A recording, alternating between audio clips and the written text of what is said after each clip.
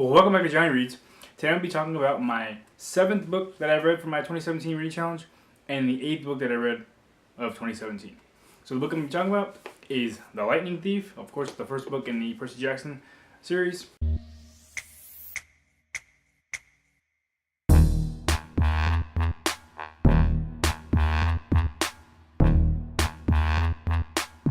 A little bit about the book.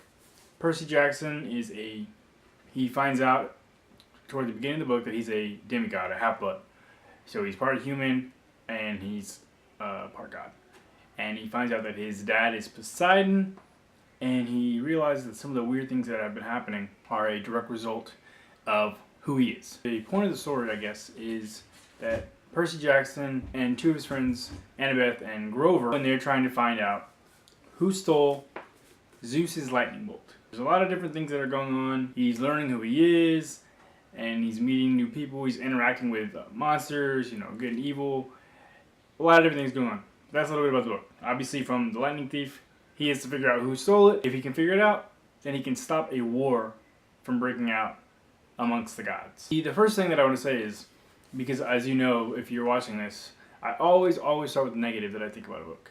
And today, there is absolutely no negative to talk about. The one thing that I want to point out were something that I really enjoyed were definitely the Greek mythology aspect. Obviously, that's a huge part of this entire series and pretty much everything that Rick Riordan has written in recent years. It was really cool. It was really interesting because in high school I read The Odyssey, which I think also has some Greek elements. I don't think I've read Mythology by Edith Hamilton. I know that gives you a lot more in-depth detail about a lot of different Greek mythology things. So it almost felt like a lesson to me. Like, I don't know how accurate all the things were. Obviously, when you're putting those Greek gods and things like that in modern day American society, it's not going to be exactly what the lore has told us. He meets a lot of different gods. He meets Zeus, he meets Poseidon, he meets Hades. And I thought that it was really interesting. I thought it was really cool.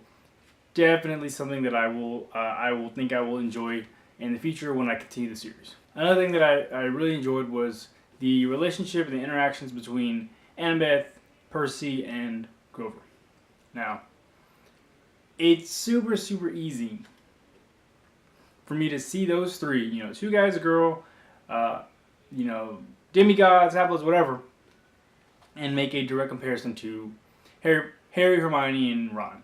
And I have to tell you that is exactly what I did, because I just felt like this was published, I believe, in 2005.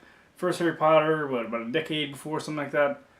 So, pretty close. I mean, it's not like Harry Potter was written in 1970 and this is written in 2000. So, pretty close as far as publication date.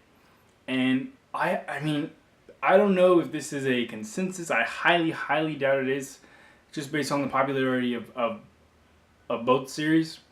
But I gotta say, upon reading this one and reflecting on what I thought when I read Sorcerer's Stone just a couple years ago, I gotta say I think Rick Riordan did everything just a little bit better than J.K. Rowling. And I know that's probably going to be a super unpopular opinion, but I really do. I mean, I think the relationship between the three, I thought it was great in both books. I thought just a little bit better than Lightning Thief.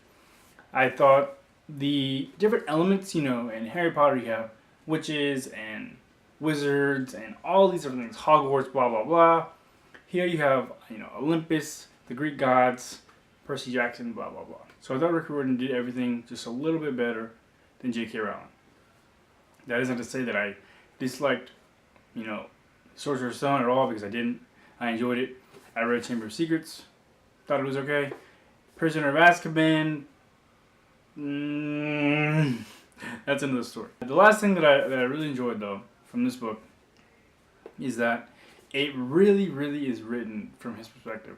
Sometimes you'll read a book from a perspective of a young kid or a teenager or whoever, and it's like he seems really smart, or she seems really smart, and they seem like they know everything, or they are wiser than their years, I guess. Look, I never thought that of Percy Jackson. That's all I have for today. I am sure that some of you, or all of you, or most of you, have already read The Lightning Thief, And I imagine plenty of people have already made that comparison between Percy Jackson and Harry Potter. So let me know in the comments what you thought when you read this book. Let me know what you thought of this one compared to the first Harry Potter or both the series in general.